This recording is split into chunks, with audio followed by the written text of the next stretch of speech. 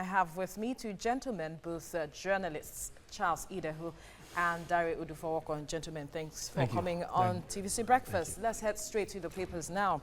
I start with a Punch. Major headline here says exam malpractices. JAMB probes candidates' credentials from 2009 to 2019. 100 UTME candidates arrested. And on the front page of The Nation, 3 governors, ministers in race for Buhari's cabinet. President under pressure to revert to 42-man team.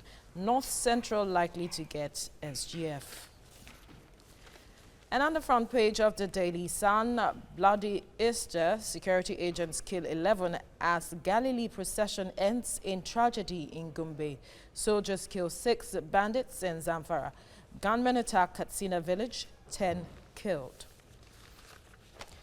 On the front page of Blueprint, Niger community, 4 babies, 8 nursing mothers kidnapped, family helpless. Can't raise 800 million naira ransom. Wow. 1 shot dead, 2 injured. Let's be extra vigilant, Sani Belu. Killers of Britain demand 60 million naira on 3 kidnap victims. To The Guardian now, investors shun bank shares despite 720 billion naira profit. Zenith, GT Bank, UBA, others undervalued. Operators seek new policies to spur market. And on the front page of the Daily Trust, redundancy as PSC reverses conversion of 1,060 DSPs, ASPs. 3 AIGs, 427 officers retire next week. Now, gentlemen, one story that I'm certain will interest you is on the front page of The Punch, where JAMB is saying it will probe candidates' credentials from 2009 to 2010. That's 10 years ago. What do you make of this? I'll start with you, Charles. JAMB's move to start probing candidates now. Well, for me, I think it's praiseworthy because, as Darren and I were saying before we came on air, that present JAMB is always moving ahead of appears to be moving ahead of everybody, always thinking of how to clean up the system. So if he's able to deploy that technology, that will be, I think they said we're going to be doing biometric verification.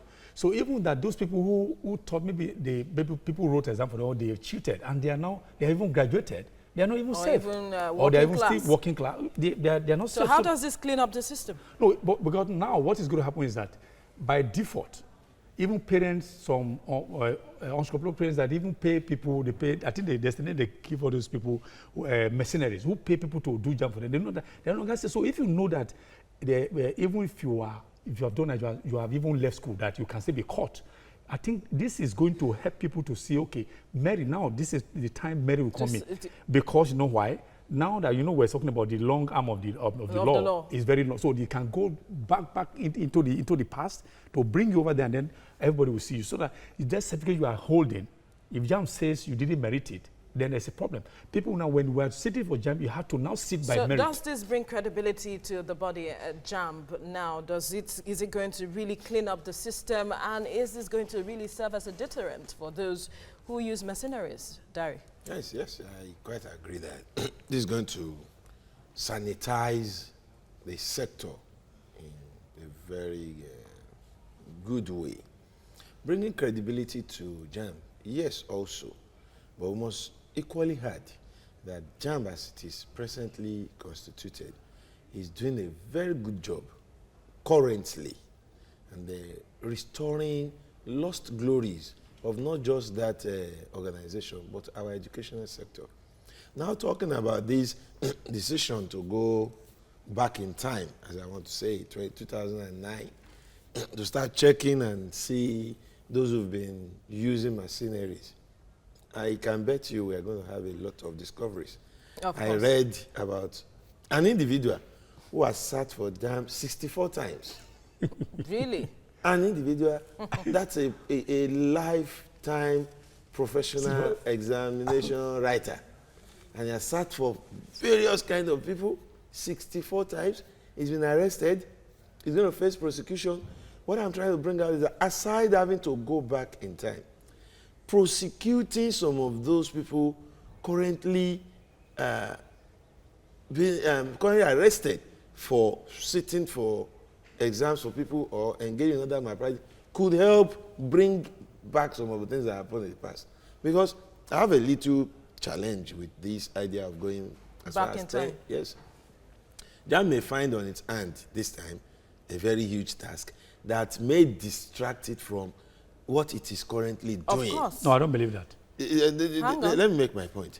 JAMB has not only sanitized the process of having an exam, according to the man in charge, but this last examination was still dogged with malpractices, meaning that there is still a lot to be done to keep the house clean. So why No. The reason why I said I don't believe. The table is still very, very So dirty. it shouldn't go back in time. I think for now, they should. we should not. There's no Concentrate on what has to be done. No, the time is now. We'll see. The time is now. Why I say I disagree Why not with him. move forward from now? No, you can't move forward from now, because if you are able to do that, all this organ table is talking about is dirty.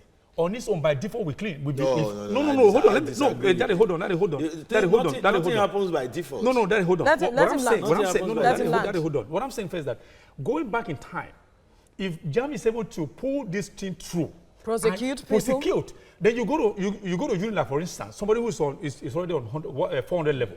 You are able to look at it, and then you look at the fingerprint, and the fingerprint, it doesn't match with what he said he wrote, and then you bring it out, and then you're able to prosecute that person. I'm telling you, people will watch that. Nobody will ever go to sit as a no. deterrent. We have So to leave it here now. EFCC has been prosecuting former. No, don't go there. Gentlemen, we have to leave it at this point. EFCC has been. Let's stay within JAMB. Let's stay within JAMB. Stop stealing. No, let's stay within JAMB. All right, we need to move forward. We need to move forward now.